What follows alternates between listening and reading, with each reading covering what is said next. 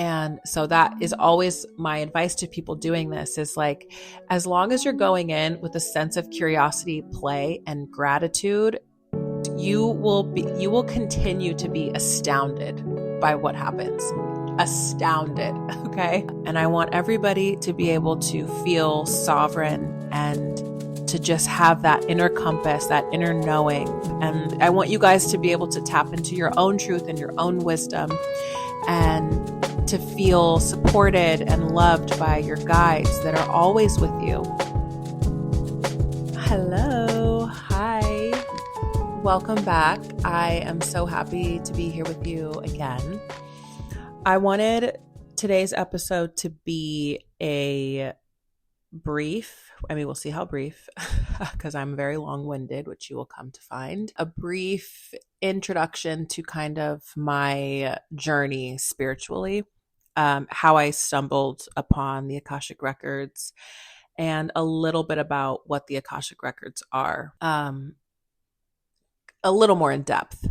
So I do feel like you can do an entire episode just on the records, but I think doing a brief overview on them is more helpful, because then as the weeks go on and on and on, we'll kind of be talking about specific use cases for the records and things like that.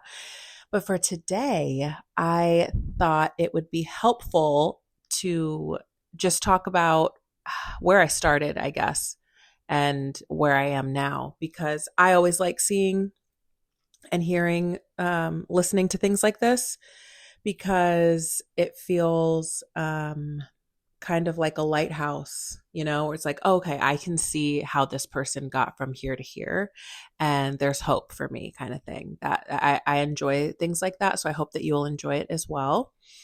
Yeah, okay. So basically, the Akashic Records are an energetic library of all that is, was, and will be.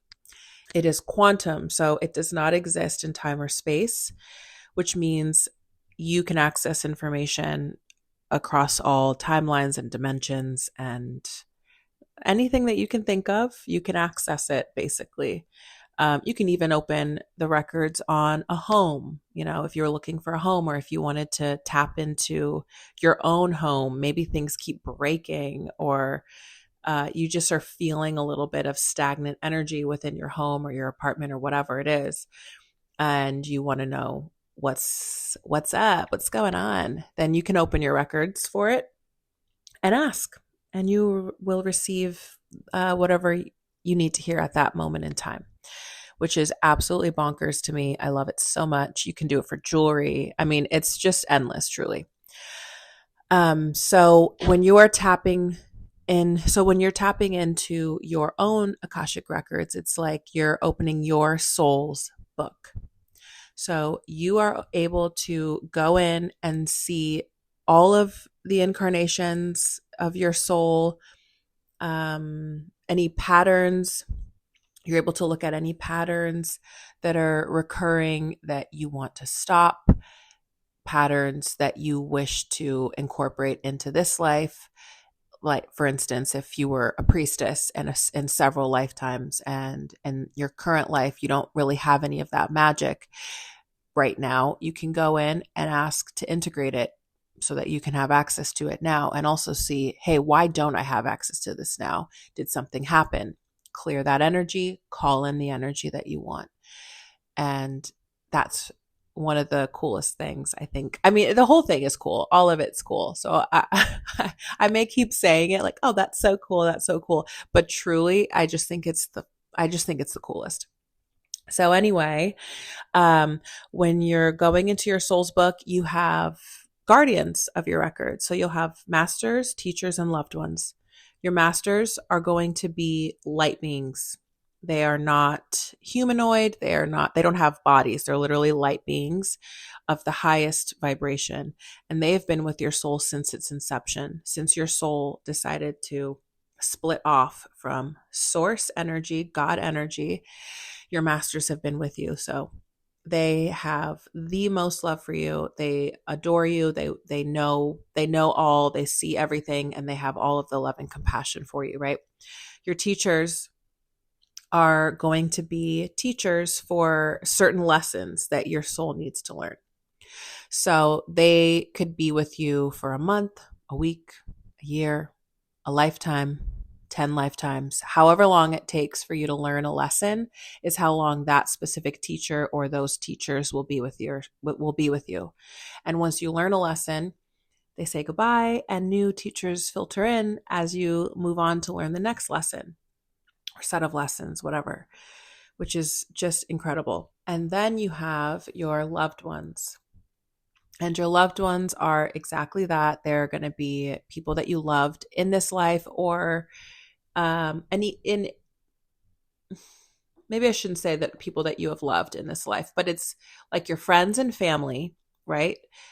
That have passed, that are now with you as guardians, as guides. They could be your ancestors. They can be people that you have never met, things like that. But they're going to have more of a connection to you in that sense. So that's kind of a rough little lowdown on what the records are. And I will circle back at the end and kind of tell you how I use them every single day, pretty much every single day, and how I use them with my clients and all that good stuff. But for now, let's get into my spiritual background. So I grew up, I would say, a little bit religious, but not really. There was a chunk of time where I grew up religious, I would say. And I remember being a child, I don't know, maybe 10 or so. I really don't remember how old I was, but oh no, it must have been younger than that because my other siblings weren't born. It was just my sister and I, and she's like a year and a half younger than me. So yeah, it must have been about 6 or 7. Wow, that's crazy. So anyway, I was probably around that age, and my mom would take us to church. And I remember my dad would never come to church, and he would always be like, everyone there is a hypocrite. They just, they think they got to dress up and show up, and that's how you praise God and do all these things. But they're living crazy, all this stuff. And I remember just being like, I could feel that he wasn't wrong, but I didn't understand what he was talking about.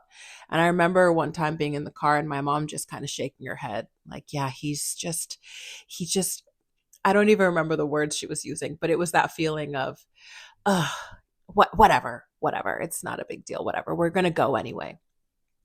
And I was just looking around like, what's going on, But I do remember going to church, dressing up, the frilly socks, the whole thing. And I loved getting dressed up. And but I hated going into the little rooms because it was a different, like a side room. I just felt so different from the kids there. And my sister and I had to be separated, which was a no-no. We did everything together, and I did not like being separate from her. I did not like talking to the other kids. I just did not like it. And I remember the first time my mom took me into the big chapel with her, and I was just in awe. She sat in the back. She had this stunning Bible carrier holder, whatever. It was this beautiful leather, and I loved the pages in the Bible. I was just intoxicated by it, right? Which isn't surprising to me. I'm that way with all books, pretty much. If I just the tactile nature of books and papers and pens and like the whole thing, it just it lights me up. And so I remember that at that age, just being so into that aspect of it. And then I went to a Christian school for 7th and 8th grade.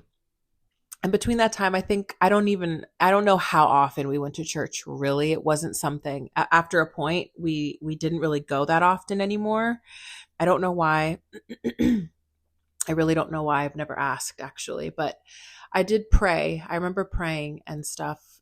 Like before bed, I would say a prayer every single night, and it was pretty much the same prayer, but I would constantly be talking to God. I would constantly be talking mostly to God, I think, from what I can remember. And I went to seventh and eighth grade at a Christian school, and I'm pretty sure I taught everyone the word fuck. So that's kind of how that went.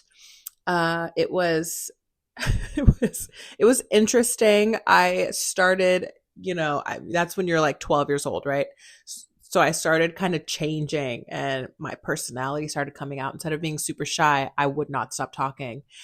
And I started getting D's for the first time. And I started getting talks too much on my report card, that kind of thing. And it was a super small school. My eighth grade class, there were 32 kids in it.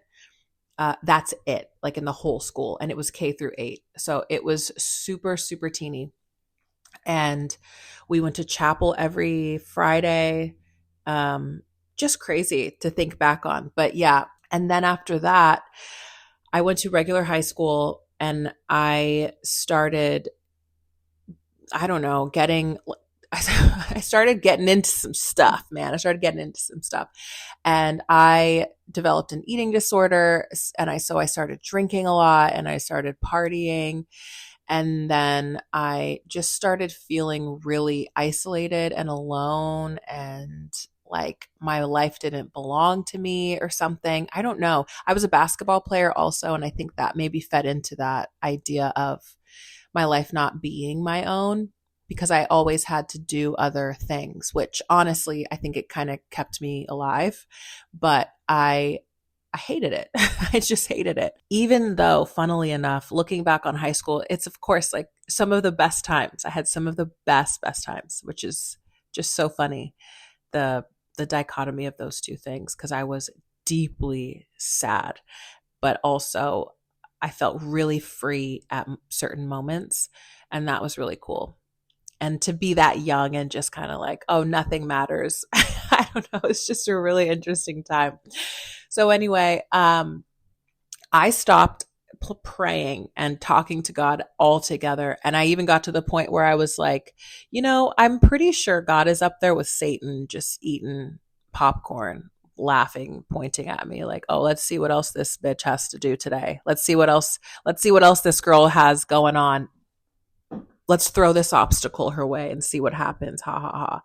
That kind of thing. And I would make jokes about it, but I was basically just completely shut off from anything higher power. Okay, so I went to college and played Division I basketball. And so I was I was very much having to kind of I was pushing my body to the limits at all times.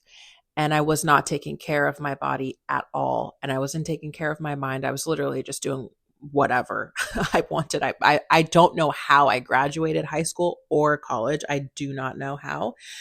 And, but funnily enough, throughout all this time where I'm just flailing, grasping at straws, just why is this happening? Woe is me, blah, blah, blah. On the flip side, I also knew, I was like, I get everything that I want. Like if I want something, I imagine it and I get it. And it's just a matter of time. So I had that key still inside of me, which is so funny because now I feel very connected to that aspect of myself and that aspect of creativity, because I do feel like manifesting is a creative art. And I think that I am a master manifester because I just kind of believe that what I want will happen. And that's it. It's all, I see it, so it's mine. And I've always been that way. And so it's really funny whenever I think back on, wow, I was really sad. I was really in pain. But at the same time, there was a spark of something there, right? So I'm trucking, going through whatever. And what happened? Oh, I was put on Prozac, and it was just this whole thing. It was just this whole thing. I finally got off of it, and I was like, you know what? I could do this myself. That was horrible. I really feel like it made things worse. And so I just thought I would do it myself. I remember, and my boyfriend at the time introduced me to The Secret, which I absolutely hated, but he swore by, and it just made me feel weird. I'm like, I don't know, I don't like this. It was just strange. But I picked up an Eckhart Tolle book. I don't know. I think when I was like 21 or something. I was almost when I was about to graduate, and I was thinking, okay, this is it. I'm going to figure this out. I'm going to be happy. I'm going to choose to be happy. It's up to me to choose to be happy. And I tried to read the first couple pages and I was like, this is gibberish. Who wrote this? This is trash. And I put it down. And it's like one of those things where when you're not ready for something, it looks like a different language. It feels like this is impossible that anyone could comprehend this. That's what that was for me at that time. It was so bad. And I remember picking it up years later, reading it and being like, oh my gosh, this is stunning. This is the most beautiful thing anyone's ever written. Like, oh, I love that. I love how that works. It's just, that's fascinating to me. But anyway, that happened to me again recently, actually, with a different book called The Mists of Avalon. And I got it after reading, I don't know, maybe right after my third son was born or just before. And I started trying to read it and I was like, oh, this is really bad. Like, this is really, really bad. And I picked the book up again, I don't know, maybe a month or so ago. And I started reading the first chapter and I was like, this is everything I love. How could I have hated this? But anyway, I digress. So then what happened? Yeah, I picked up Eckhart Tolle and I'm like, okay, I'm going to shift my shit, whatever. And I'm changing the path. I'm feeling a little bit pretty much better. And this is really a condensed version, but let's condense it because otherwise it's just way too much. Let's see. I graduate. Oh, then, okay. So the next big step, I think, in this spiritual realm is that I took an acting class in Santa Monica when I think I was like 24 or 25, maybe 25. Ooh, I think whatever. It doesn't really matter, but I took an acting class around that time. And I saw this guy go up on stage and I heard a voice in my head say, that's him. That's your husband. And I was like, what the fuck? I literally remember looking around being like, did anyone else hear that? Like, that was crazy. So intrigued. And I was like, oh my God. And I was dating someone at the time, but we had been basically trying to break up with each other for months and months. It was like, okay, I'm moved out. I'm getting back in there. Half of my stuff is out. Okay, I'll only be here for this day and this day a week because let's see if this work, it was like that kind of thing that it was never going to work, but whatever. And then I remember the day after that happened, after I heard that voice in class, I woke up the next morning and I heard the same voice say, you have to get out of here. You're going to be with him soon. And I was like, what the heck? Popped up. I just popped up out of bed. What the fuck was that? It was, okay, this is it. I'm going to follow this. I don't know what it is, who it is, but it is real enough to where I just got all my stuff and I moved back in with my mom. And sure enough, I introduced myself to him basically. I mean, we kind of knew each other from class anyway, but a couple weeks later we got together and that was 11 years ago. That was literally 11 years ago. And what a ride. I mean, so crazy. And anyway, so that was kind of the first big, oh shit, something's going on here. I don't know what that was.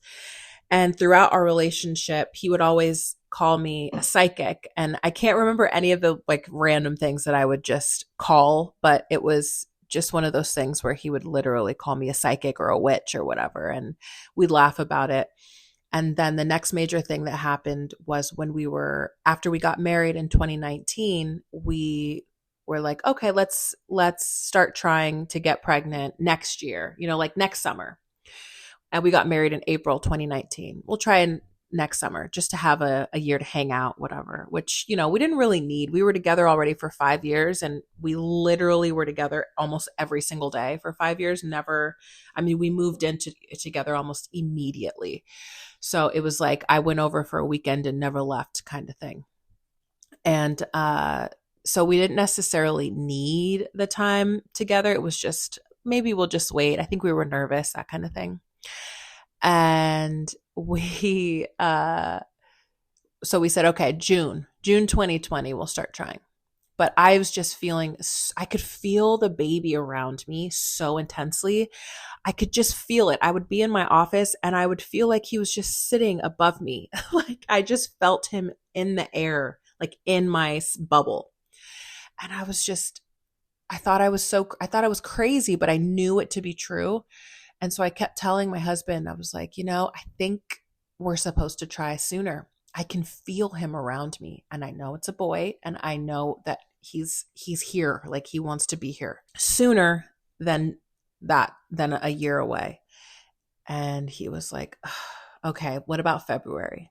And I said, okay, fine. That's that. I'll take it. The 6-month bump, whatever, however many months it is. And so I was like, okay, cool. And I just was thinking to myself, that's not soon enough either. That's just not soon enough. So September, I think, came around or something, like, I can't remember what month it was. And I sat him down and I said, look, this baby won't leave me alone. He won't leave me alone. I really do think we are supposed to try sooner than that. I had an IUD in at the time, and my OB was always so booked out. So I said, I'm going to book an appointment for, I think it was like September or late August or something like that. I'm going to book, I'm going to book an appointment. And when the appointment comes, if we're still too nervous or whatever, I'll reschedule it. And I knew that we weren't going to. So he was just sitting there looking at me, and he goes, you're the psychic. Go ahead. I was like, okay. It was so funny. So I book it. I go in to get it removed. I swear to you, I, at this point, did not know what ovulation was. I didn't know why you had a period. I didn't know there was a window that you were fertile. I had no idea. Which sounds crazy now, but also it's like, I was so not taught about my body. I did not know literally a thing. So I got my IUD removed, and I remember I think I got pregnant that week, literally got pregnant that week. And that is a miracle, because like I said, I did not know I didn't know that you had to try. Like I thought it was just, you kind of we're scared growing up. It's like every time you have sex, you can get pregnant. And it's like, whoa, that type of idea of it can happen any second of any day, which is obviously not true. But I had no idea. No one told me. And so I just, we threw up a shot and a prayer and boom. And so it was crazy, because we all know what happened February 2020, right? That we would not have been trying to get pregnant at all had we waited until that time, and then the pandemic would have hit. Like, there's just no way. And now I just had my third baby in 2024, and I just can't even imagine how delayed everything would have been pushed back. I just can't believe. It's wild to think about. So that was another big kind of spiritual, psychic, whatever you want to call it, moment for me. And so then if we fast forward to 2024, so in January 2024, I'm pregnant with my third baby. And and the first baby was a boy. Obviously, I have 3 boys, but it was just wild that I could feel him so intensely, and it was a boy. I wasn't shocked it was a boy, but it was cool affirmation, And I would always so I got a reading done by a woman who is, I don't even know, a medium. I don't know what she would call herself. She does these incredible, incredible things called soul songs. Her name is Lex Empress. And she is traveling the world, traveling Europe, doing these crazy concerts where she improvises, really channels songs for people, for groups of people. And it's just the most incredible thing. I've had a few done by her, and it's so magical, beyond magical. Anyway, I had a reading done by her when I was pregnant with my first, and to get a feel for him, because I'm also Hawaiian, and I wanted to feel his personality out so I could work on his Hawaiian name with my uncle. And I did a reading with her again for my second as well, to do the same thing. And so I've always been really interested in that stuff. I've watched all the medium shows. I loved it. So, so drawn to it. Of course, Harry Potter, all the magical, anything magical, I was just, sign me up.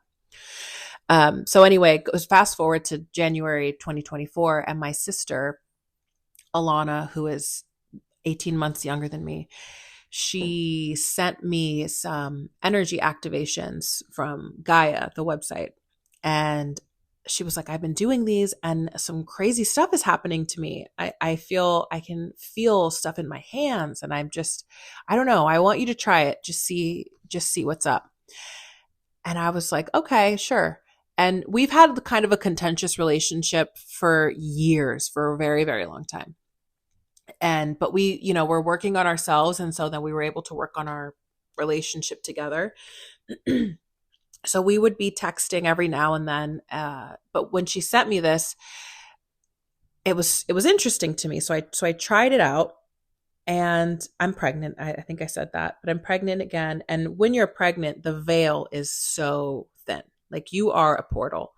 And if you've never been pregnant before, it's kind of hard to understand, but I think you can, just try to imagine, you have growing within you something that is here, but is not here. It's like they have 1 foot in, 1 foot out, and you are the bridge to that as well. So it's just a really crazy experience. And so when you're doing all this spiritual or stuff in the unseen, when you're pregnant, it's really, you're right there. You're right on the edge of it, right? So I'm doing these energy activations, and it wasn't like chakra activations. It was energy centers, sacred geometry energy centers, right? So it's like one above your head, one above your shoulders, and then connecting them, with your mind's eye to make a triangle. And then you make a pyramid, and then, you're morphing and you're doing all these different things.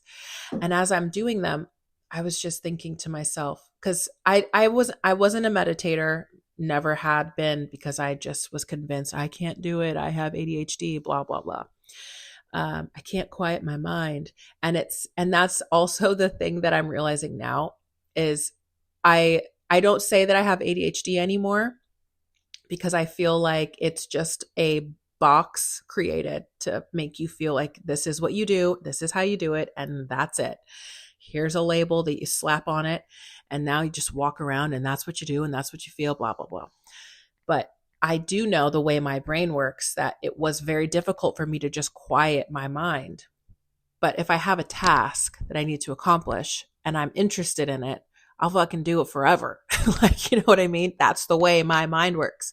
So she gives me this, and it had a task. You have to imagine these things. And quieting my mind to focus on those things was difficult, but it obviously got easier with time, with anything.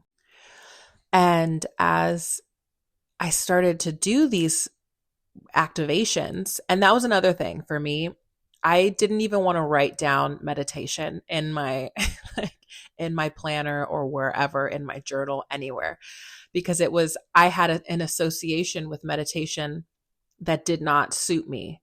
And so I would write down activations. Okay, I'm going to do my activations today. And that was immensely helpful for me too. And the beginning of all of this was reframing it in a way that worked for me. So I would do my activations, and as I was doing them over time, I started to see stuff with my eyes closed. And I remember the first time I saw lights moving, like almost like smoke, but they were lights. And I was just in awe, thinking, am I making this up? I kept opening and closing my eyes, but they'd still be there.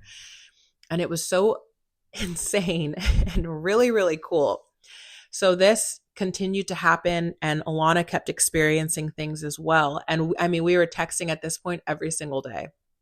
It was so cool and amazing to have someone to do this with, and then to have it be her was just even another layer of beauty, because like I said, our relationship, we used to be so close, and then we, pulled apart and all these things. So for something like this to be what brought us together again is absolutely stunning and not an accident, and I love that. And so we were just texting, oh my God, today this happened, or oh my gosh, I think I saw a bear in the lights. They showed me a bear, which they started showing me all these animals. And every time I was so confused at first, because I mean, it seemed so crazy.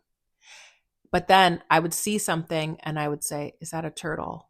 And then they would shift it and make a different animal. And I'm like, oh, okay. So when I call out what it is, they're showing, they tell me yes by showing me something different. So then we started kind of creating a language of sorts, which it wasn't necessarily, it was the beginning of our language, right? And it's so wild because I don't really see animals anymore. I don't really see them the way that they used to show me. And I think it was truly just the beginning of the process where it's like, okay, we're going to get you used to seeing things in the light, how we show you things, getting used to seeing something and knowing that what we're showing is real, and that what you're getting from what we're showing is the truth. And so that was really helpful. And of course, you want things to speed up. You're like, okay, show me some past life. Show me something cooler, blah, blah, blah. So that was one of the most difficult parts, was just like being grateful. I mean, I was immensely grateful, but for being understanding of the pace, that was something that I had to really, both of us, because so much opened up for us so quickly as well. It was so accelerated, everything that's happened, that it was to the point where, okay, what else is there? Give me more, give me more, give me more. And so fascinating. So that was just really crazy. So as I continue to go through these, I reached out to a woman that I would get readings from, and I skipped all this part really, but essentially I learned about the Akashic Records from a woman named Marguerite Insolia, because I got a tarot reading from her, I think in 2023 or something like that. And she had on her website that she also did Akashic Records readings. And I was like, what is this? And I looked into it a little on her site. It sounded really interesting. I had some questions that I wanted answers to.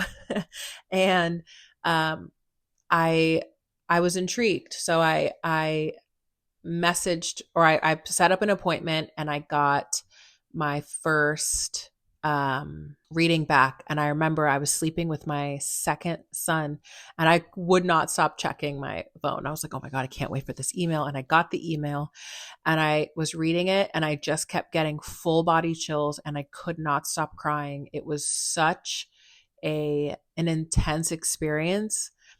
I could not believe it. I could not believe it, because I don't know her very well. I know her a little bit. I know her through the birthing space. I met her through a mutual friend that I don't even know her that well. It was just so crazy to get such personal, deep insight into my soul and how I operate. And a lot of the stuff that came through in that first session was basically telling me about how in this life, I really need to be free, and that that my soul has these, that my soul had non-negotiables within this lifetime. And they were basically saying that I will be respected or I will leave people, places, jobs, whatever, that I must be trusted to make my own decisions, and that these decisions will be the best choice for me. And that I need to feel safe in my body, that I won't accept control over my body, and that I will not be told to be quiet. I will not be told to be silent, and that all of these things also apply to my children. And it was so cool. They came through as a list, and it was just so fantastic. And it was beautiful because I have always lived that way.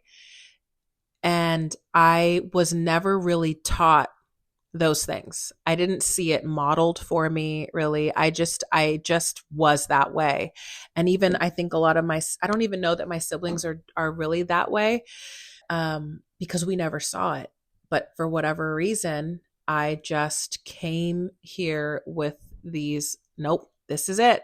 And if you don't like it, I don't care.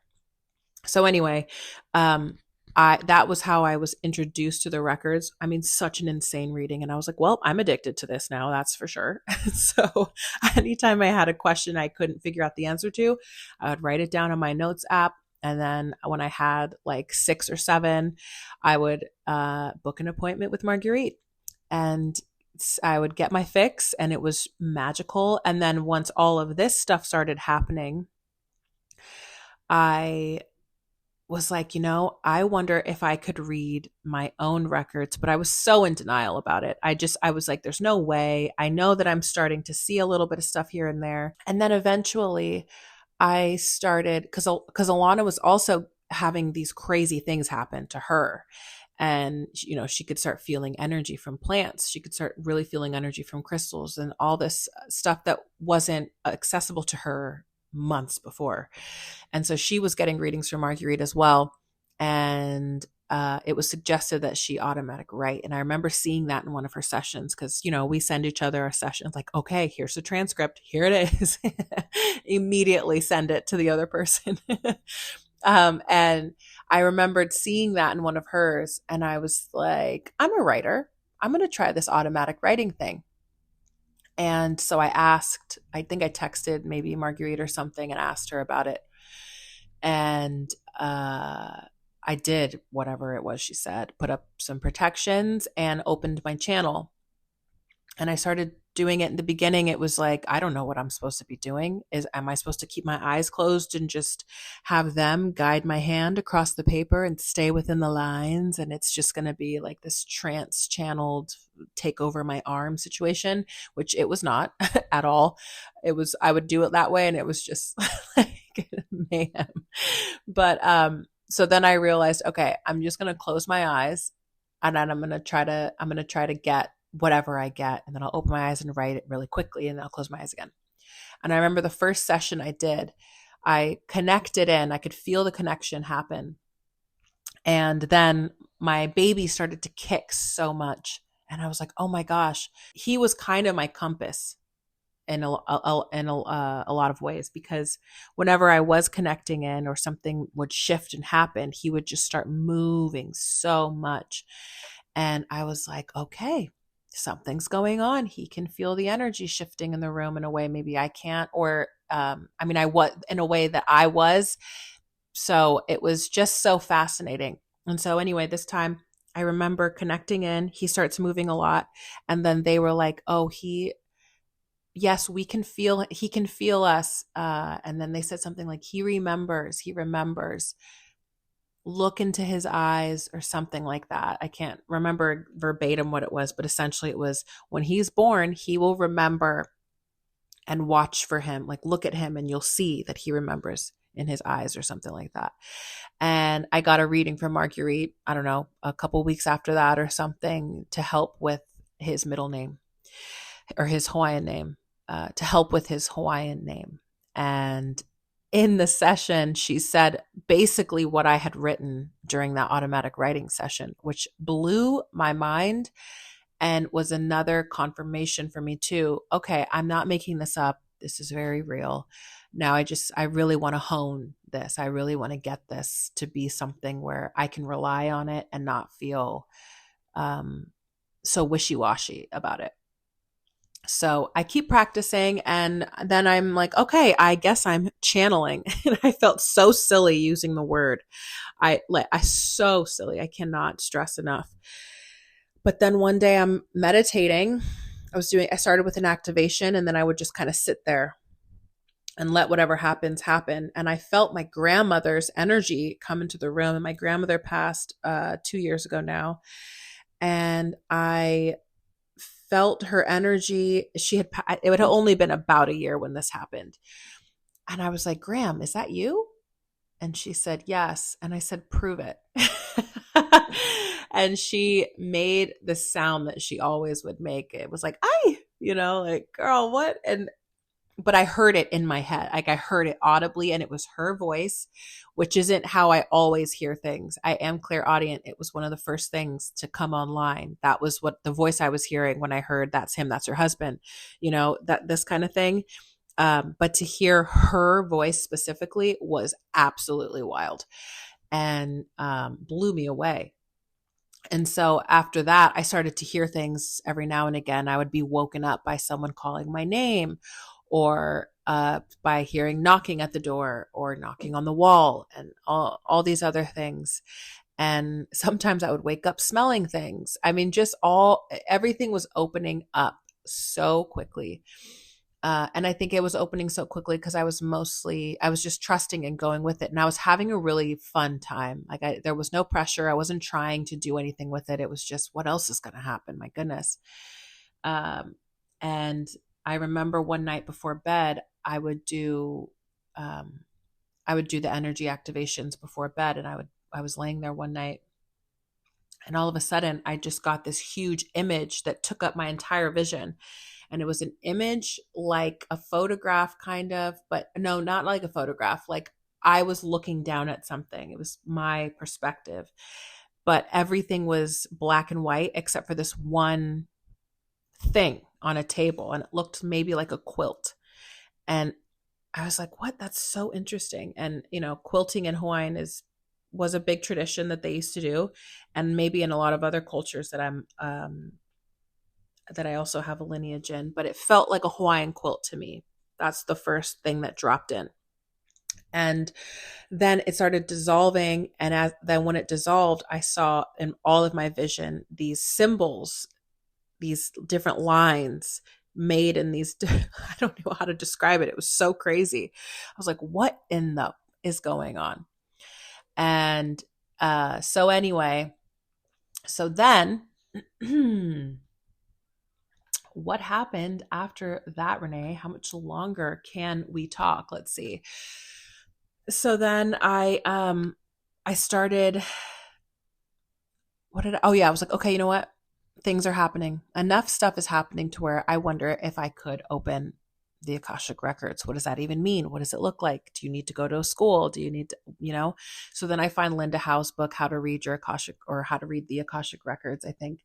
And it says to open your own records for 30 days. So I did that, and I was just blown away because I could feel the difference, which really was the crazy part to me. I'm like, okay, I can feel the difference between me just sitting here meditating versus me opening my Akashic Records and sitting inside of them. And I would just cry sometimes. I was so grateful. And then I remember I had a reading with Marguerite after I started doing this because I wanted her to help me with my channeling. And I was thinking about maybe trying to do some type of one-on-one mentorship with her. And she did a session with me over Zoom. And she opened my records and then had me open my channel to just kind of see what was what. And I started bawling. I could just feel, I was so grateful. I was so happy. And that was one of the things that she said, though, like, because there's no ego involved, these things are just opening up for you because they're there and they are for you. And it's just all happening so quickly. And so that is always my advice to people doing this, is like, as long as you're going in with a sense of curiosity, play, and gratitude, you will continue to be astounded by what happens. Astounded. Okay. It's so cool. And that, I think, is why I always am like, it's so cool. Oh my gosh, did you know, blah, blah, blah, about the Akashic Records, whatever. Because that's how I feel about it. It makes me feel like a giddy child, and you can't shut me up about it. I am obsessed, and I think that you should try it. Like, that's how I feel, because it gives so much healing. It gives so much insight. There's so much you can create while you're in there. It's boundless. It is boundless. And so it lights me up. So anyway, I started working within the records for myself and seeing what I could pull information wise. And a lot of it I started in the beginning was with automatic writing. And so I would go outside and I would just open my channel and I would write. And I could tell when it wasn't me writing anymore because it just sounded a little bit different. And I still do that nowadays for myself if I feel like I can't receive information. If I feel a little too cloudy about something or I'm too invested in something, I'll sit down and start just trying to write it out instead, because I find that it's a little easier for me to pull information that way. So that is also my advice for people, whether they are writers or not. I do think it's a really good practice to implement. So anyway, after that, then I'm just playing around in the records and I'm asking friends and my family, do you have a question? I'd like to, can I do this for you? And then after a while, Linda, whatever, she's like, you can't ask people anymore if you want to do this. It's up to them. They need to come to you, which I do agree with. I do agree with not pressuring people to do it. But for my family, I every once in a while, I would just say, hey, just so you guys know, I'm still playing around with this thing. And I wanted to remind you, if you had a question, I'm here and I'd be happy to practice and whatever. No pressure. And then I would leave it for a month or whatever, a couple months. And then, so fast forward, I have my baby. I have my baby and we're sleeping the first night he was born morning. He's born at 2:30 in the morning, but we're going to bed finally. And my eyes are closed, but I can see the outline of his body with my eyes closed. And I was like, what the heck? So I open my eyes and I'm looking at him and I can see his aura outlining his body, which I've never seen since before. I haven't seen it ever. It was the craziest, coolest thing. And another just moment of your body being a portal when you give birth. And I mean, it was truly just absolutely insane. And so after that, I'm postpartum and I'm in bed a lot in the beginning and I'm continuing to do all this work. And then as the months go by, I'm still working in the records and I love it so much. And I want more. Like, I want to train in it. I want to get more information. I just feel like there's more for me to do in there and that I can't get to myself. So this woman that I found, Emily the Mystic, I found her when I was pregnant and I would be listening to her. I started binging her podcast on the way to my midwife appointments in Beverly Hills. And it was a far drive. So I'd be in the car for a long time. So it was a long drive. And so I'd binge watch Emily's podcast. And I was like, God, she's so cool. Cause I was looking up Akashic Records people, right? Who are the people that I want to listen to about this, right? Give me all of the things. So I found her obsessed that year. Last year, I think it was, she started her own Akashic Records certification program. Maybe it was the year before she started it. I'm not sure, but it was pretty fresh, right? Like a couple years maybe. And, but for whatever reason, I really trusted her. Everything she would post always aligned with something I was thinking about or something I was interested in. So it was just, it felt really aligned is really the best word. So I was in the car with my husband and the kids, and I just was like, okay, I have to ask him. But I didn't ask. I said, I think I'm going to take an Akashic Records certification with Emily next year. Next year. This was, I don't know, maybe August or something. And he was like, why? Is that the soonest that it is? And I said, no, she has one in a couple months. But, he was like, do that. I said, really? He's like, yeah, just do that. Do it now. Just do it. I was like, oh my God. Yes. Screaming internally. I think I probably screamed in the car too. So excited. So anyway, I do the certification and halfway through I get this whole business download and I'm like, wait. My plan was not to have a business. My plan was to read for myself, for my family and friends if they wanted. And the records were like, no, or the guides, I guess, were like, no, this is it. Like, this is what you're going to do. And they mapped out my whole 3-month container. They mapped it out in the beginning, 6 sessions.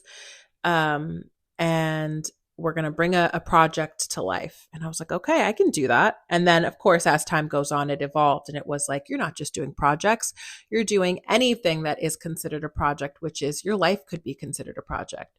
This isn't just for creative people or people trying to bring businesses, whatever, which is a creative endeavor, I think, but it's for people wanting to, step into parts of themselves, which is pretty much what actually most of my clients want to do. They're like, I want more self-confidence. I want my voice back. I want that kind of stuff. And it's fantastic. It's so stunning. So anyway, that's how that all began. And that was in November of 2024, which is wild that it's about to be March. And I'm like, okay, what else can I do? How else can I serve? How else can I use these to help? And it's been the joy of my life so far. Obviously in terms of just working, not in terms of life, because I have children, guys.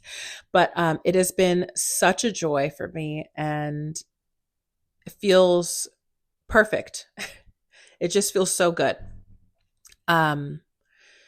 So anyway, let's see. So now the way that I use the records, I use them in my business. I use them to create offerings for my business.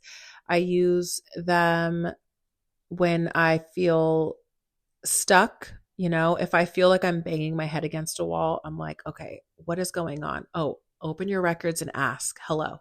For instance, for this podcast, I wanted to record an episode so badly, and I was so excited to do it. I was excited to have made it and, you know, set it up and all these things, but I just would not record it. And I opened my records and I said, how can I make this feel more expansive? I feel really constricted right now. And they said, just don't film it. Because my whole idea was I wanted to have this on my YouTube channel, film it, and like do the video aspect of it too, because I love watching podcasts as well as listening to them. And so that when they said that, I immediately felt a release. And I was like, oh yeah, I'm feeling too much pressure for the filming aspect. Because then I'm like, oh, I have to get ready. I have to do, you know, I have to edit it. And do I have to edit it in a different, you know, just all these different thoughts and ideas and blah, blah, blah. And so stuff like that, it helps give me guidance, get me right, get me back on the right track. I use it when I'm writing. I stopped writing my books, which I did not say, but through this whole journey, because I am a writer and I did finish writing my first book last August. And then I started writing another book and I was querying the first book.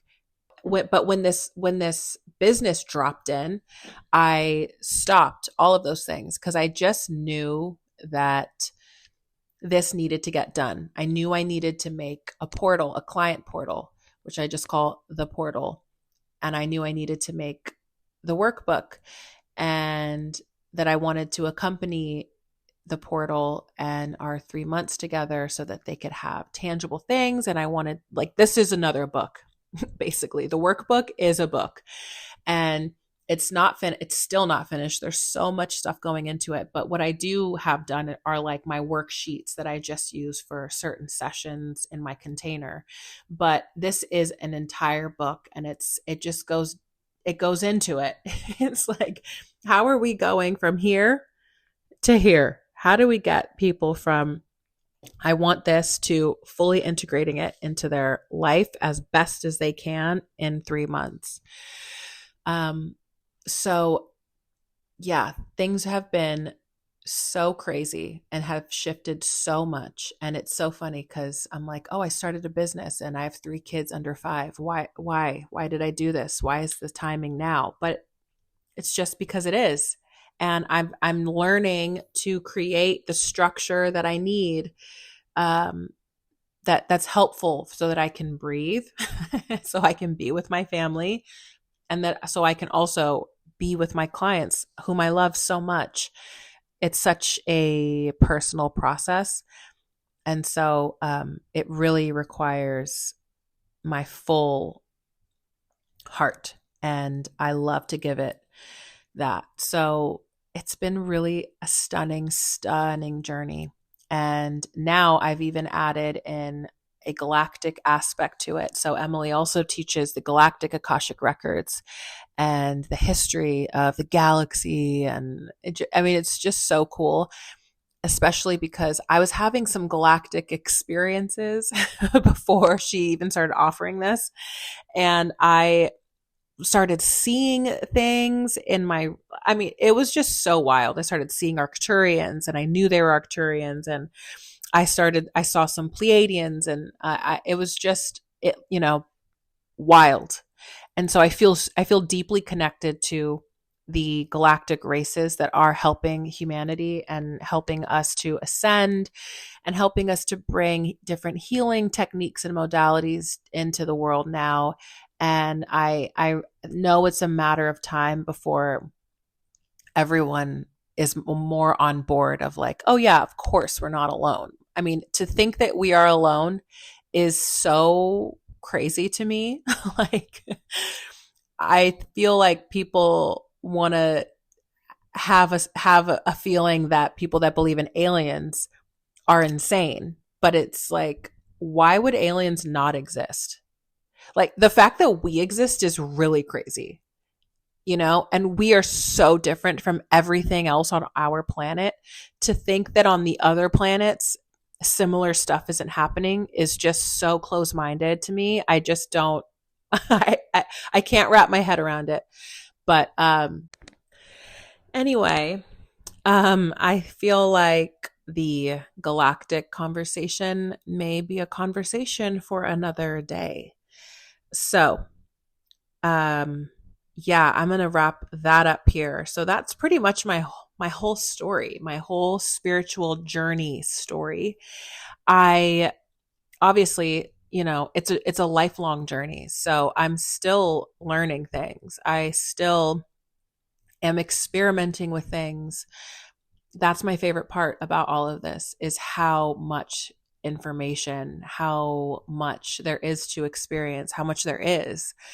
And it's just amazing. Like, Alana now is starting a business for energy healing, and the stuff that she's doing is mind blowing. I did a meditation last night that she made for your brain and your nervous system to help rewire and heal them. And oh my God, I mean, you can feel it head to toe. It's bonkers.